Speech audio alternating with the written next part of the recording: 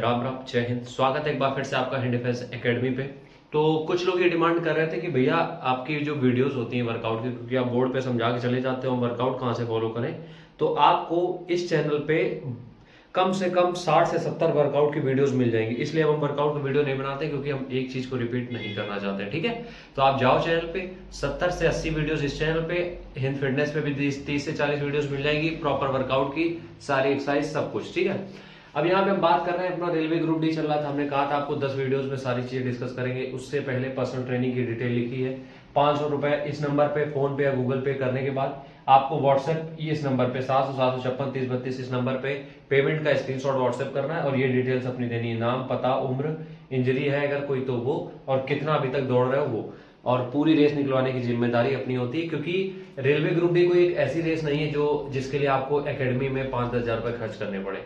आपको जो गाइडेंस चाहिए वो हम प्रोवाइड कराएंगे, उसका हम 500 रुपए लेंगे। ठीक है, हम यहाँ पे आके बात कर रहे हैं कितनी रेस है। 1 किलोमीटर है 4:15 पे और लड़कियों की है 5:40 पे। ठीक है, सबसे पहले हम रेस की बात कर लेते हैं, उसके बाद हम वजन की बात करेंगे।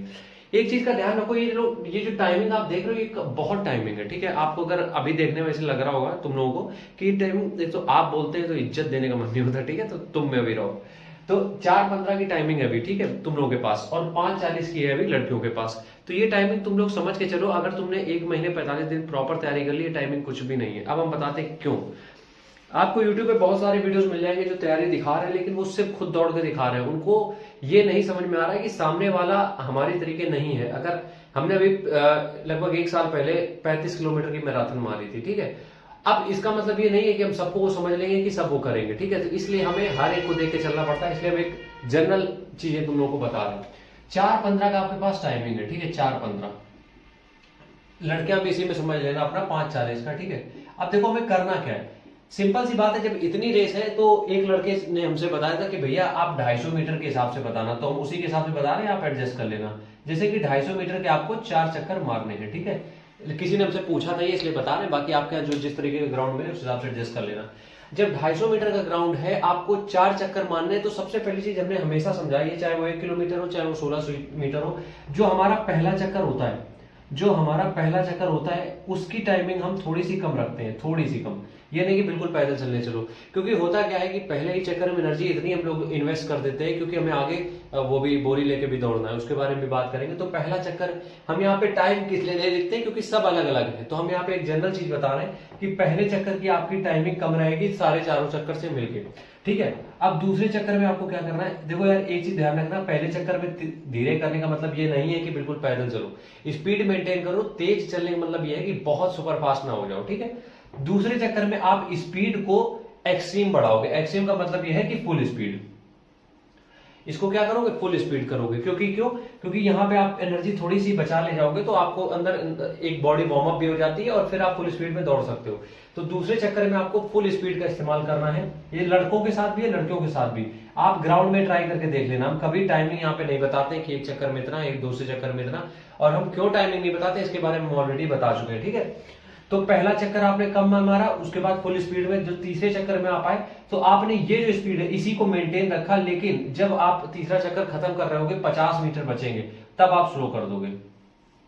मतलब कि तीसरे चक्कर का जो आपका 150 से 200 मीटर होगा वो थोड़ा सा स्लो रहेगा। 150 से 200 मीटर, सॉरी 150 से 200 मीटर तेज रहेगा। उसके बाद जो 50 मीटर है उसको आप स्लो कर देना। वो क्यों कर देना वो हम बताते हैं। ये ट्रिक से हमने यूपी में और पता नहीं कितनी वैकेंसियों में हमने मतलब वैकेंसी क्लियर कराई है। चौथा चक्कर जो अपना रहेगा उसमें हमें क्या करना है, देखो पहले वाले में कम स्पीड, दूसरे वाले में फुल स्पीड में हम लोग फुल थ्रस्ट के साथ गए, तीसरे में हमने लास्ट का जो 50 मीटर था उसमें अपनी स्पीड को कम कर दिया, लेकिन बाकी स्पीड हमने मेंटेन करी। दूसरा और तीसरा चक्कर जो है हम लोग फुल स्पीड में दौड़ेंगे। तीसरे चक्कर के आखिरी में जो 50 मीटर बचेंगे उसमें स्पीड को अपनी स्लो कर देना, क्योंकि वही पूरी स्पीड जो 50 मीटर आप स्लो करोगे उसमें सांस अंदर भरो पूरी तरीके से और पूरी जान लगा के चौथा चक्कर मार दो पूरी फुल स्पीड में। यकीन मानो सिर्फ तुम्हें इतनी ही समझने की जरूरत है, ज्यादा टाइमिंग के चक्कर में मत पड़ो कि तुम स्टॉप वाल लेके जाओगे कि ये पहला चक्कर तो 1:30 में निकलना चाहिए, 1:40 में जितना भी तुम निकालते हो, तो उस चक्कर में मत पड़ो। ठीक है, ये तरीके से ध्यान रखो कि पहले वाले में अपनी फुल ताकत नहीं लगा देनी। पहले वाले में आराम से दौड़ना है, बिल्कुल आराम से नहीं, मतलब बहुत स्पीड में नहीं दौड़ना है बस। और अगला जो चक्कर होगा वो पहले की अपेक्षा थोड़ा तेज होगा और तीसरा भी तेज होगा, लेकिन तीसरे के आखिरी तक आते आते हम स्पीड को डाउन करेंगे क्योंकि चौथे में हम एक्स्ट्रा एफर्ट लगाने वाले हैं। इस तरीके से आपके 4 चक्कर कंप्लीट हो जाएंगे टाइम पीरियड के अंदर और टाइम आपका बच जाएगा। ठीक है, चलो अब आगे बढ़ते हैं। तो अब आगे यहाँ पे बात आती है बोरी उठाने की। ठीक है, अब देखो बोरी उठाने में एक चीज है, आपको 100 मीटर दौड़ना है और 2 मिनट का टाइम है। 100 मीटर है यहाँ पे और आपके पास टाइमिंग कितनी है, 2 मिनट। 100 मीटर है, आपको 2 मिनट में रनिंग करनी है। अब इसके लिए हमें क्या करना है, मेल फीमेल दोनों चीजें सेम है, बस यहाँ पे 35 किलो वजन होगा, यहाँ पे 20 किलो वजन होगा। अब हमें करना क्या है यहाँ पे, ये समझो। जब भी तुम्हें इस तरीके की कंडीशन समझ में आ जाए कि हमें कुछ भार लेके दौड़ना है, कुछ भी दौड़ना है, तो कभी भी इस बात का ध्यान रखना, हम कभी भी लॉन्ग स्टेप नहीं रखते हैं। लॉन्ग स्टेप हम नहीं रखते हैं। वो क्यों नहीं रखते हैं, क्योंकि क्या होता है, देखो लॉन्ग स्टेप उन्हीं का सही जाएगा या वही सही से चल सकते हैं जिनका कोर, पेट जो है वो मजबूत होगा। कोर जब तक स्ट्रॉन्ग नहीं होता है, नीचे वाली बॉडी तुम्हारी हिलने डुलने लगती है और फिर तुम्हें गिरने का डर रहता है। तो वो चीजें नहीं चाहिए। टाइमिंग 2 मिनट 100 मीटर के लिए बहुत है। तुम्हें क्या करना है, तुम्हें शॉर्ट स्टेप लेने हैं, छोटे छोटे कदम। शॉर्ट स्टेप लेने हैं मतलब कि बहुत छोटे छोटे कदम लेने हैं और उनकी स्पीड बढ़ा देनी है, मतलब जितना तुमसे हो सकता है।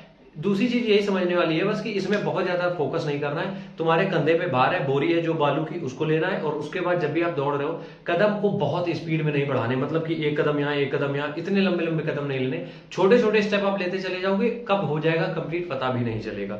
यकीन मानो, इसके अलावा कुछ इसमें ज्यादा फोकस करने की जरूरत नहीं है। बाकी हमने वार्म अप की, स्ट्रेचिंग की सारी वीडियो डाली हुई है, वो डेली करो, इससे कि तुम्हारा जो पैर भरने की समस्या है वो नहीं रह जाएगी। ठीक है, तो अब तुम्हें क्या करना है, ये इस तरीके से long step short step follow करना है। यकीन मानो, बस इतना फंडा समझ लो। आरआरबी ग्रुप डी की वैकेंसी बहुत अच्छी है, आपका फिजिकल बिल्कुल आराम से हो जाएगा। ये उनके लिए लिखा है जिनको कुछ समझ में नहीं आ रहा है, जिनके पास कोई डाइट प्लान नहीं है, कोई रनिंग का तरीका नहीं है, ये उनके लिए है। अगर आपको लगता है आप खुद से कर सकते हो, हमें कोई दिक्कत नहीं, आप खुद से करो, बहुत बेस्ट है। लेकिन अगर आप चाहते हो तो आप यहाँ पे एनरोल कर सकते हो। हम कुछ आपको वर्कआउट प्लान देते हैं, कुछ डाइट प्लान देते हैं। आखिरी में अगर आपको रेस में बहुत ज्यादा दिक्कत होती है, कुछ छोटी मोटी ट्रिक बताते हैं जिससे रेस आसानी से निकल जाती है। राम राम, जय हिंद।